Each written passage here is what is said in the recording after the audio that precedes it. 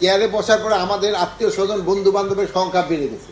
এরকম আমাদের বন্ধু বান্ধব বা আত্মীয় স্বজনও যদি কোথাও গিয়া কোনো রকমের চাঁদাবাদি বা ইসের সাথে জড়িত হয়, আপনারা কাইন্ডলি আমাদের জানাবেন। নেক্সট হলো আমাদের রিক্রুটমেন্ট। এখন একটু প্রচুর পরিমাণ রিক্রুটমেন্ট হচ্ছে। এই রিক্রুটমেন্টের ক্ষেত্রে আপনারা বলতেন যে আমাদের ক্ষেত্রে দুইটা বাণিজ্য, আমরা বড় বাণিজ্য, একটা হলো ভর্তি বাণিজ্য আর একটা হলো পোস্টিং বাণিজ্য। এই ভর্তি বাণিজ্য ক্ষেত্রে যদি আপনারা আমাদের ইনফরমেশন দিতে পারেন, এই জন্য আমরা হলো টাকা ডিক্লেয়ার করি নাই, বাট আপনাকে ধন্যবাদ দিই যে আমরা এখানে ভর্তিতে কোনো ধরনের কোনো দুর্নীতি হচ্ছে কিনা। যদি কোনো রকমের দুর্নীতি হয় আপনারা আমাদের জানাবেন ভর্তি বাণিজ্যের ক্ষেত্রে। এই জন্য আমরা এই শর্টগানের মতো টাকা ডিক্লেয়ার করি নাই, কিন্তু আপনাকে ধন্যবাদ আমরা দিই। নিয়োগ বাণিজ্য আমরা তো ভর্তি করি, লোক ভর্তি। আর একটা হলো এই নিয়োগ বাণিজ্য যেন বন্ধ হয়, এই জন্য আমরা সব ধরনের পদক্ষেপ নিচ্ছি।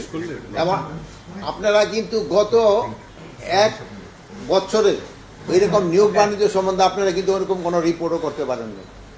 আরেকটা জিনিস আমরা প্রথম অবস্থায় আপনাদের বলছিলাম যে এই চেয়ারে বসার পরে আমাদের আত্মীয় স্বজন বন্ধু বান্ধবের সংখ্যা বেড়ে গেছে। এরকম আমাদের বন্ধু বান্ধব বা আত্মীয় স্বজনও যদি কোথাও গিয়া কোনো রকমের চাঁদাবাদি বা ইসের সাথে জড়িত হয়, আপনারা কাইন্ডলি আমাদের জানাবেন।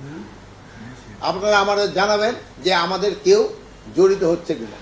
তো যদি আপনাদের সাথে যেহেতু একটা ভালো সম্পর্ক হয়েছে, হয়তো ভদ্রতার খাতিরে প্রথমে হয়তো কানে কানে বলবেন, পরে মিডিয়ায় লিখে দিবেন, আমরা যদি অ্যাকশনে না দিই।